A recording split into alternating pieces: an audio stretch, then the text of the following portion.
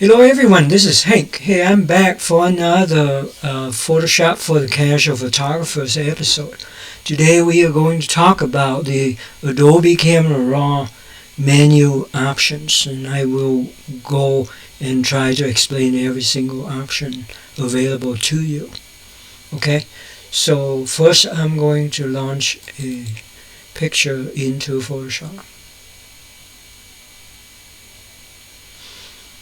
Okay, so now when it comes up, you have something like this.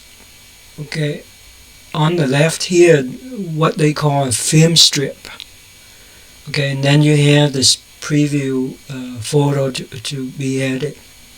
Okay, and then there's a fit function, which is a default. When you hit that, you get the fit. It's already there. Now if you hit this one, it'll blow up to whatever the setting here. Okay, and you click it again, it goes back to the fit. Alright, so over here you got the histogram, then you have edit profile, and then you have a whole bunch of things in arrow. It's called the panels. Okay, and then to access the menu item, you press this, you get the menu item. But this is not the only way. The other way is that you can go down here and click on it, and you'll get the same thing. There are two other methods using the Photoshop main menu to access, and also you can use Bridge, which is another extension of the Photoshop, which I will have a video to talk about, but in a later time. Okay, so you can access it there too. So there's 4 ways to do the menu item. Okay, so without further ado, let's go explore.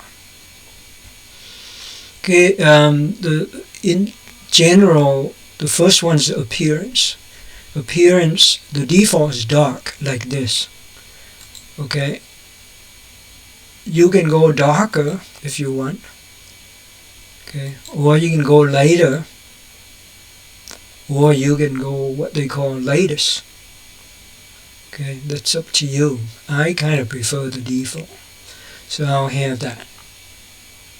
Okay, now on the panels, the first choice be edit panel behavior, and okay, the panel, the default is single. Okay, and it gives you a choice of use compact layout or show rich tooltips.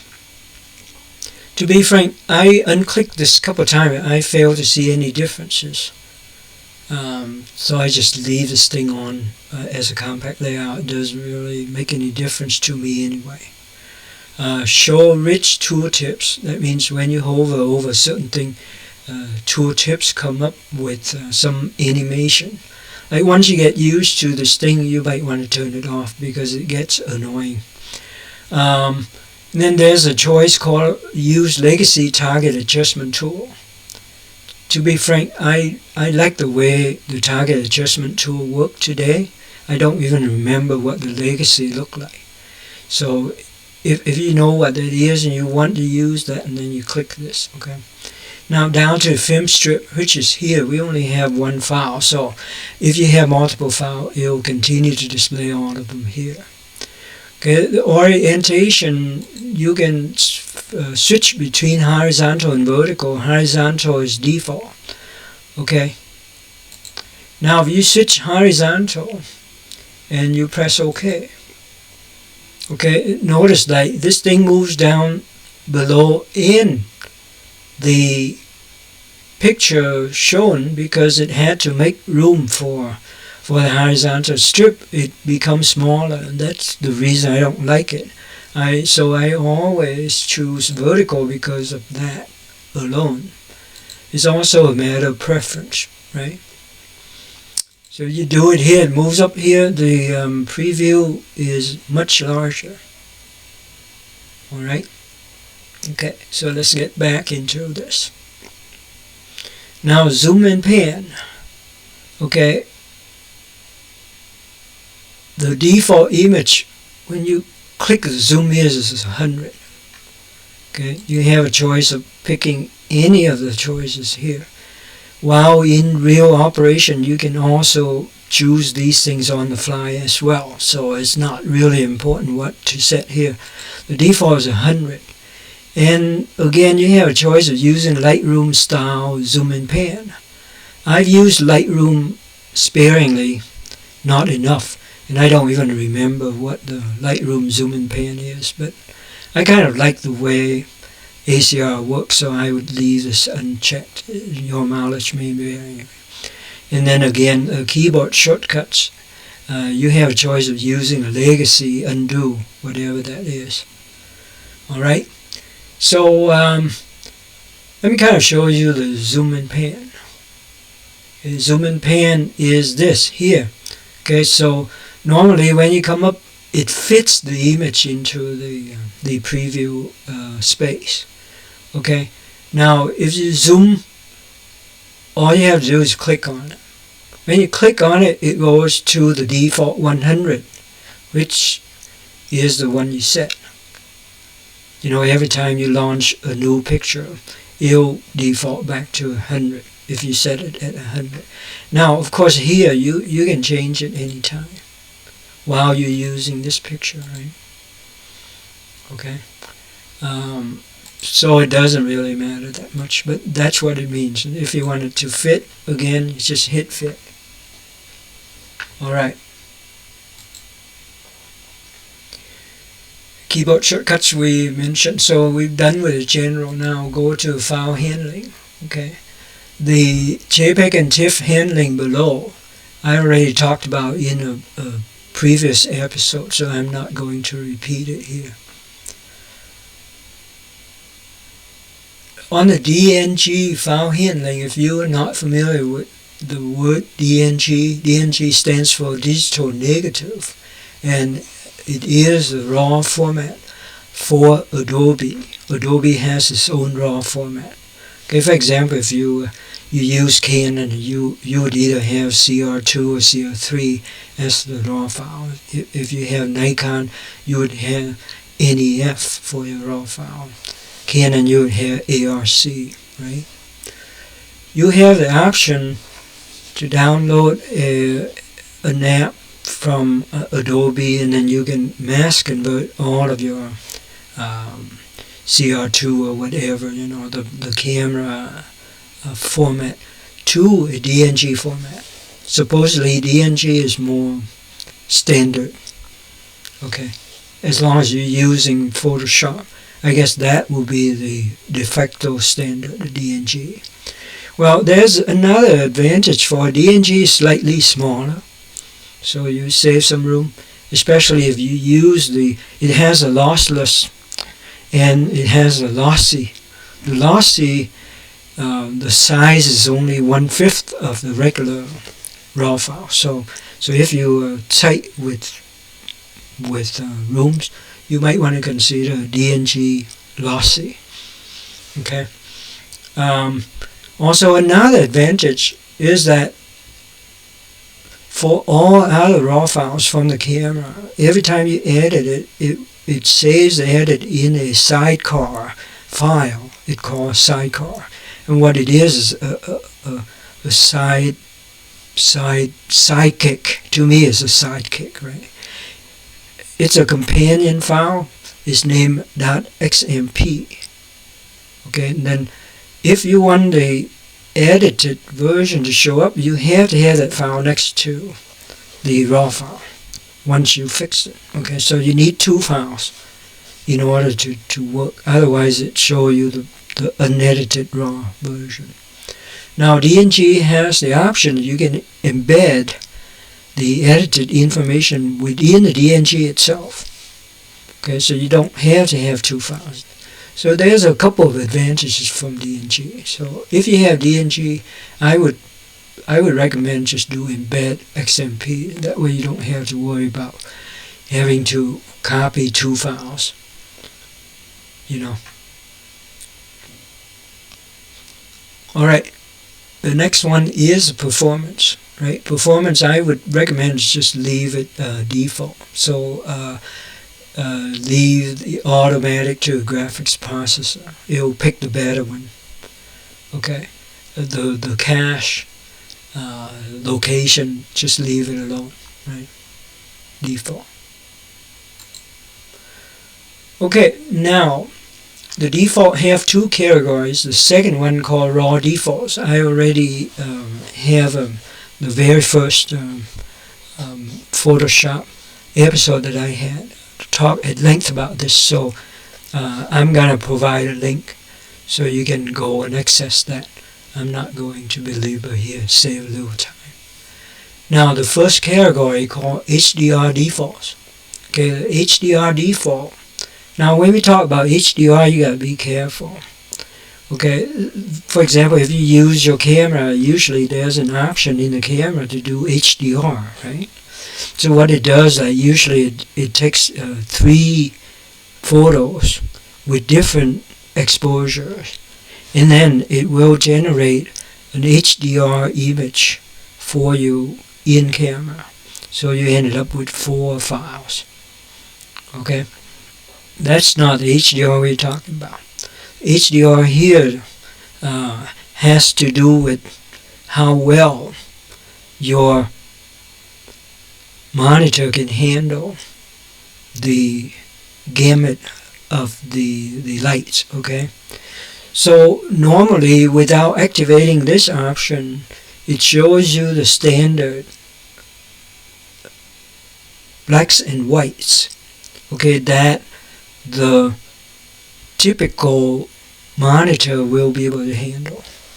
So can the World Wide Web, right? All of the websites will be able to handle the blacks and whites. Okay, some monitor have expanded blacks and whites. Okay, so it gives you a bigger range, and Photoshop supports that. So if you choose it, it'll show you a lot more blacks and a lot more whites. I mean, the range is larger. So you can set all these lighting differences using HDR. That's what they call the HDR. Okay, I would recommend against it, even though you have that kind of monitor, because unless you strictly use your photo on your computer with the expanded HDR monitor, once you export it into a JPEG file, you'll export it to Facebook or what have you, for any website for that matter. Okay, right now they cannot handle the expanded HDR range, the extra blacks and the extra whites.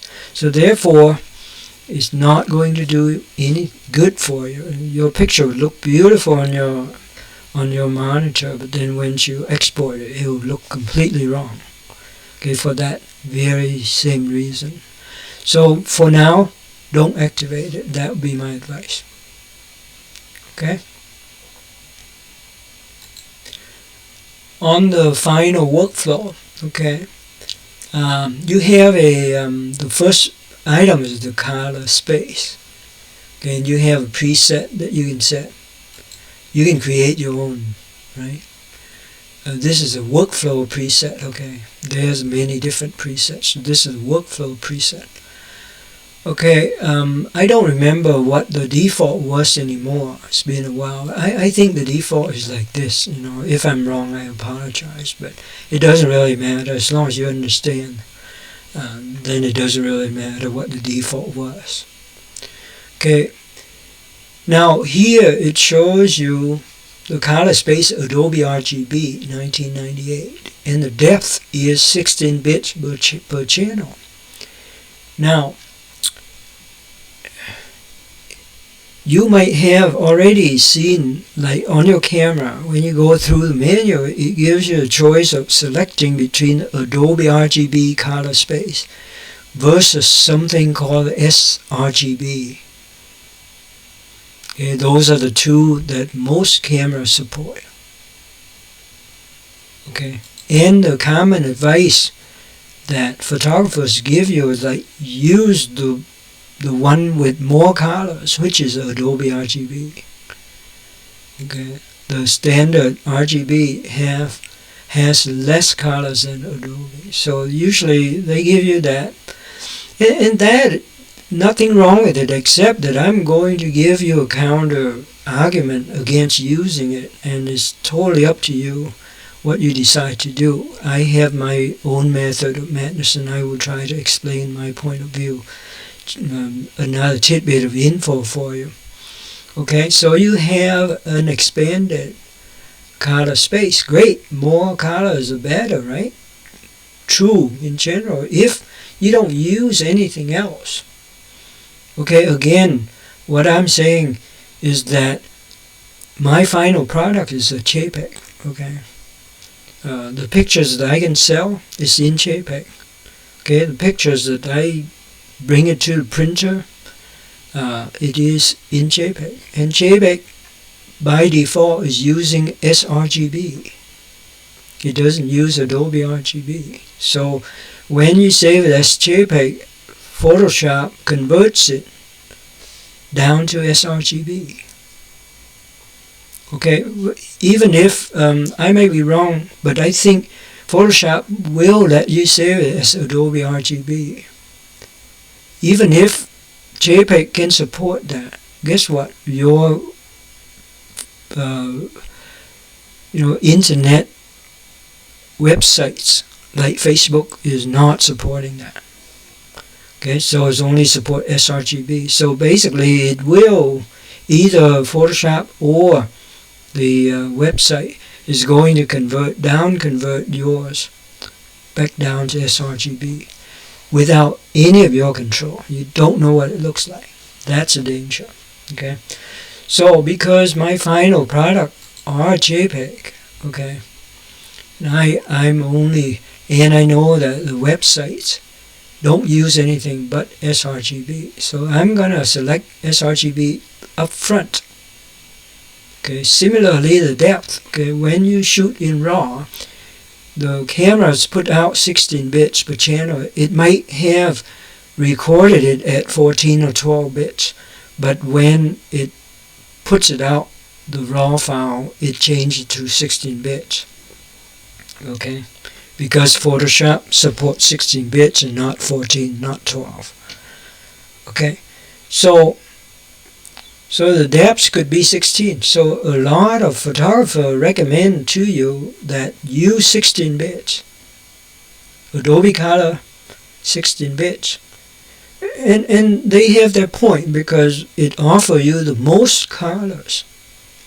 Okay, like a JPEG file, 8-bit file, okay, can handle in terms of color, and I don't remember exactly, so don't quote me, but I think it's 256 million color, which is a lot, right? But nothing compared to 16 bits. Okay, 16 bits, okay, would give you several trillions colors, significantly high, so that you can choose any color you want. Combine it with Adobe Color Space, you have so many colors to choose from. Okay, so then why am I recommending using 8-bit? Okay, the key reasons is like because of my final product. Okay, if your final product is different, then it's a different story. I can tell you right now that if you export as PNG, which is another format, it is in 16 bits. Okay. Again, though, if your final product is for use on the web and for printing, right? You can print into big prints and stuff. I do that all the times for exhibition stuff. Now, the printer gamut is even smaller. It's not even sRGB. It's a lot less than sRGB. So when you print, when you show your products on the internet, The best you can get is sRGB. If you have more than that, it will down convert without your consent. You don't know what it's doing. Okay, same with 16 bits. Okay, you can have all of these, but it will force download on you. Downgrade, I mean. Okay, so it will go to 8 bits if you save in JPEG. PNG, it will keep the 16 bits, but you know. So my methods, because my final products is JPEG. Okay, and I don't want any mishap. I want it, after I edit, what I saw is exactly what I will remain to get when I upload it to Facebook. I send it to the printer. Well, the printer is different, but with the printer I will change the color space to the printer color space. Okay, if you look at a typical photo, computer, this is different for each computer. Okay, so I have like coded photographs, that sort of thing, and I have a different color space. For example, this one, when I print at Costco. Now you no longer can print at Costco anymore, but it used to be. So you have to choose the correct color space so that the printer don't accidentally change the color that you don't like on you, because it doesn't have the color that you have in your color space. Okay, so it is important that you match the color as well as you can. Okay, so when you print and all of that, so it's up to you, right? The normal wisdom say that you do Adobe, RGB, and 16 bits, and if you think that is good for you, go right ahead and use it. I personally use this, okay, sRGB 8 bits. And you know, when you edit in 8-bit, there's a danger you're going to have banding for areas that's really white or really black for that matter. Okay, you have these ugly banding, but that is because you over edit. Okay, in 16 bits you can over edit all you want. Those don't show up. The problem is when you down convert it back to 8-bit, they might show up again if you're not careful. You see, that's the main reason why I edit in 8-bit, and I'm careful about it so I don't get banding with 8-bit editing. And then I know for sure that I will never get banding when I print. I never get banding on any websites. Okay, so that's my method to madness. Okay, image sizing. Okay, you resize to fit. Normally it shows you the maximum size possible, right? In my example, it's from an RP 26 megapixel, which is 6240 to 4160 pixels. Okay, the default resolution for 300, which is useful when you print. When you display, it doesn't really matter. You can shrink it down to like 75 without any degradation. Okay, but I'll just leave it on 300 because I never know which one I'm going to print. Okay, now you have an option of reducing the size if you don't want to. Like say if your final product is never beyond 2040, for example, for Facebook. If you only use this for Facebook, then you can click on this and then you specify 2040 here, and you specify 2040 here too. Okay, this thing confuses a lot of people, okay, because when you set 2040, it doesn't mean that you want a square picture. What it means is that you want the longest edge to always be 2040. So if you take a landscape picture, right, the longest edge would be your width, right? But if you take a portrait format, your longest edge is height. Okay, so if you take a portrait and you set this thing to like 1360, guess what? Your length, your height, your longest one is going to be 1360 to something much less than that. So don't be confused. You got to set both of these things to the longest edge that you want. Okay, so 20 to 20 like that. Okay, but I normally just maximize it. If I need to shrink it down, I'll shrink it down at the later stage, not this stage. Okay, output sharpening is the same. You click on it and then it'll sharpen it for you. You have a choice between screen, glossy paper, matte paper, right? So this is for display and print, and you can choose the amount, right? Choose the amount, low, standard, high. But you see, the problem with this is like you don't know what is going to sharpen.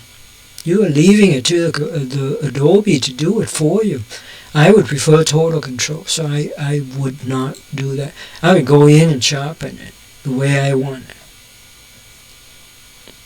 Okay, again, here, the last one is Photoshop. Okay, it has the option that you can open in Photoshop as a smart object. Okay, smart object is something people throw around a lot. Okay, I will have a separate episode to talk about smart object, how to use it, what's the advantage, and so on and so forth. But it'll be a while before I get to that, because I want to cover all of the ACRs, which is very extensive, and then I'll cover Photoshop. Okay, near the end of the ACR session, when we are ready to launch it into Photoshop, I'll talk about smart object. Okay, but you can always launch it into Photoshop as smart object if you check this. I would recommend that for now. Don't do that, because I have other ways of launching it when I want, one at a time. Okay, that would be the end of the presentation here. Of course, there is a lot more options that you can set within ACR that doesn't have a menu. Okay, I will talk about that in the next episode. But right now, I would like to end the video here, and I'd like to thank you very much for your attention to the end. If you could, please give me a like, and if you haven't subscribed, give me a subscription. It is much appreciated. Thank you.